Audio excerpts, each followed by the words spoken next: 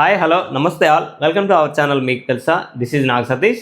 రీసెంట్గా మన AP government తీసుకొచ్చిన వాట్సాప్ గవర్నెన్స్ అనేది చాలా యూస్ఫుల్గా ఉంది. ఎంత యూస్ఫుల్గా ఉందంటే మనం ఇంతకు ముందులాగా ఆఫీసుల చుట్టూ సర్టిఫికేట్స్ కోసం తిరగాల్సిన పని లేదు. మీకు కావాల్సిన సర్టిఫికేట్ అనేది వాట్సాప్లోనే మీకు డౌన్లోడ్ అవుతుంది. ఇందులో మనకి ఫేజ్ 1లో భాగంగా 161 సేవల్ని మనకి వాట్సాప్ గవర్నెన్స్ అనేది అందిస్తుంది. సెకండ్ ఫేజ్లో ఇంకొక 360 సర్వీసెస్ వరకు మనకు అందిస్తుంది.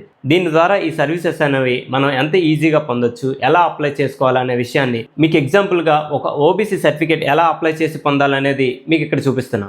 ఇదే విధంగా మీరు చాలా సర్వీసెస్ అనేవి ఈ వాట్సాప్ గవర్నెన్స్ ద్వారా ఈజీగా పొందొచ్చు. సో ఇప్పుడు మనం వీడియోలోకి వెళ్ళిపోదాం.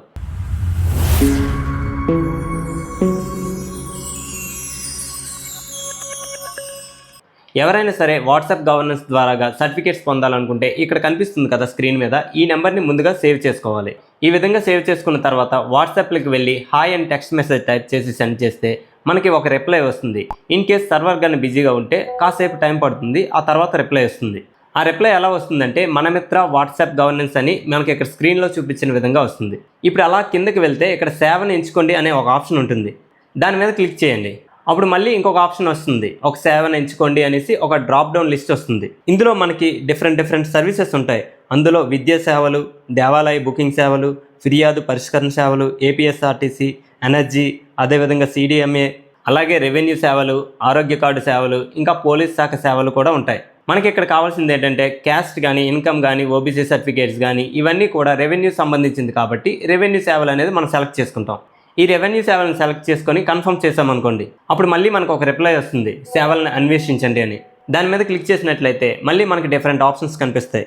కుటుంబ సభ్యుల ధ్రువపత్రం, ఓబీసీ ధ్రువపత్రం, ఆర్థికంగా బలహీన వర్గం, ఇంకా నీటి పన్ను, టైటిల్ డీడ్, మ్యారేజ్ సర్టిఫికేట్స్, ఇలా చాలా ఆప్షన్స్ అనేవి కనిపిస్తాయి. మనకి ఇక్కడ ఓబీసీ కావాలనుకుంటున్నాం కాబట్టి ఓబీసీ ఆప్షన్ సెలెక్ట్ చేసుకుంటాం.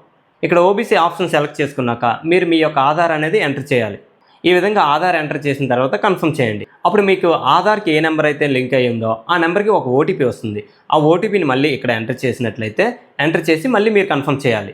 ఈ విధంగా ఓటీపీ ఎంటర్ చేసిన తర్వాత మనం కొన్ని డీటెయిల్స్ ఫిల్ చేయాల్సి ఉంటుంది. ఫాదర్ నేమ్ కానీ, మన మతం కానీ, లేదంటే మనం మ్యారేజ్ స్టేటస్ కానీ, ఆ తర్వాత మన మొబైల్ నెంబర్ ఇచ్చి ఈమెయిల్ ఐడి అనేది ఆప్షనల్. అప్పుడు మనం కన్ఫర్మ్ చేయాల్సి ఉంటుంది. చూడండి, ఇక్కడ నేను అన్ని డీటెయిల్స్ ఇచ్చి కన్ఫర్మ్ చేశాను, కానీ ఇక్కడ నేను ఎడ్యుకేషనల్ క్వాలిఫికేషన్స్ అంటే విద్యార్హత దగ్గర ఏమీ ఇవ్వలేదు. అందువల్ల ఏంటంటే విద్యార్హతను నింపమని చూపిస్తుంది. సో ఇక్కడ ఎడ్యుకేషనల్ క్వాలిఫికేషన్ సెలెక్ట్ చేసుకొని మళ్ళీ దాన్ని కన్ఫర్మ్ చేస్తాను. ఈ విధంగా మనం కన్ఫర్మ్ చేసిన తర్వాత మళ్ళీ మనకు ఒక మెసేజ్ వస్తుంది. ఇప్పుడు మనం ఏం చేయాలంటే ఇంతకు ముందుగా తీసుకున్న సర్టిఫికేట్ ఏదైనా ఓబీసీ సర్టిఫికేట్ ఉంటే దాన్ని పీడిఎఫ్లో 1 MB సైజులో ఉండే విధంగా చూసుకొని మనం అప్లోడ్ చేయాల్సి ఉంటుంది. ఇప్పుడు మనం ఓబీసీ సర్టిఫికేట్ మీద క్లిక్ చేసినట్లయితే కొన్ని ప్రాథమిక వివరాలు ఫిల్ చేయమని అడుగుతుంది. అక్కడ అడ్రస్ అనేది మనం కన్ఫర్మ్ చేయాల్సి ఉంటుంది. మన పోస్ట్ ఆఫీస్ ఏంటి, అదేవిధంగా మన గ్రామ సచివాలయం ఏంటి, ఈ వివరాలన్నీ కూడా మనం ఇక్కడ ఫిల్ చేసి కన్ఫర్మ్ చేయాల్సి ఉంటుంది. In case permanent address and residential address రెండు కూడా సేమ్ అయితే మాత్రం అక్కడ టిక్ మార్క్ ఉంటుంది కదా, దాన్ని సెలెక్ట్ చేసుకున్నట్లయితే సరిపోతుంది. ఇక్కడ మనకి రేషన్ కార్డు నెంబర్ అదే అడుగుతుంది. అది ఆప్షనల్ అండి, అది ఇచ్చినా పర్వాలేదు, ఇవ్వకపోయినా పర్వాలేదు. కాకపోతే మన యొక్క క్యాస్ట్ అంటే కులం అనేది ఏదనేది ఇక్కడ లిస్ట్ ఉంటుంది. ఈ లిస్ట్లో నుంచి మన క్యాస్ట్ ఏదైతే మనం ఓబీసీ దేనికైతే అప్లై చేయాలనుకుంటున్నామో ఆ క్యాస్ట్ని సెలెక్ట్ చేసి కన్ఫర్మ్ చేయాల్సి ఉంటుంది.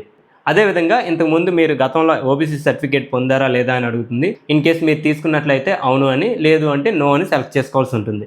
అదేవిధంగా ఎడ్యుకేషనల్ క్వాలిఫికేషన్ కానీ, ఎడ్యుకేషనల్ సర్టిఫికేట్స్ ఉన్నాయి కదా, వాటిలో మీ కులం అనేది ఉందా లేదా అని అడుగుతుంది.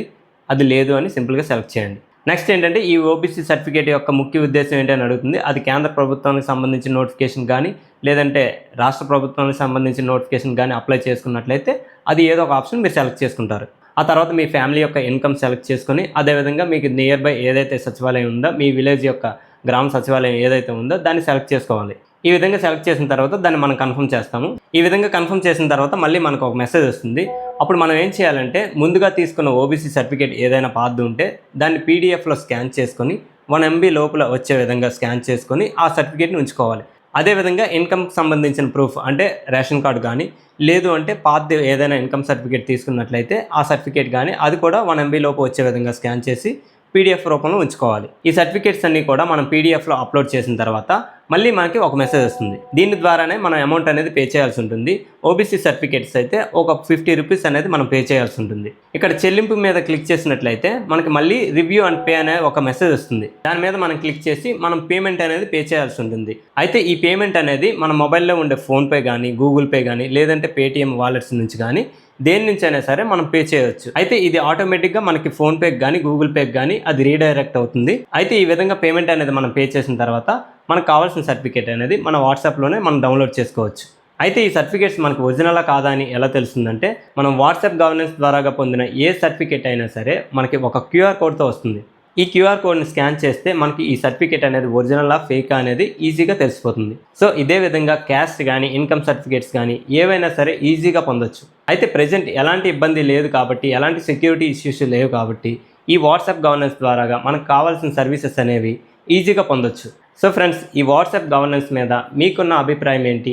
ఈ సర్వీసెస్ అనేవి ఈజీగా పొందుతున్నారా లేదా అనే విషయాన్ని ఒక కామెంట్ రూపంలో మాత్రం తెలియజేయండి. వీడియోలో ఇన్ఫర్మేషన్ నచ్చితే ఒక లైక్ చేసి ఇంకా మీ ఫ్రెండ్స్ అండ్ ఫ్యామిలీకి కూడా షేర్ చేయండి. అలాగే మరిన్ని ఎలాంటి వీడియోస్ కోసం మన ఛానల్ తప్పకుండా ఫాలో అవ్వండి.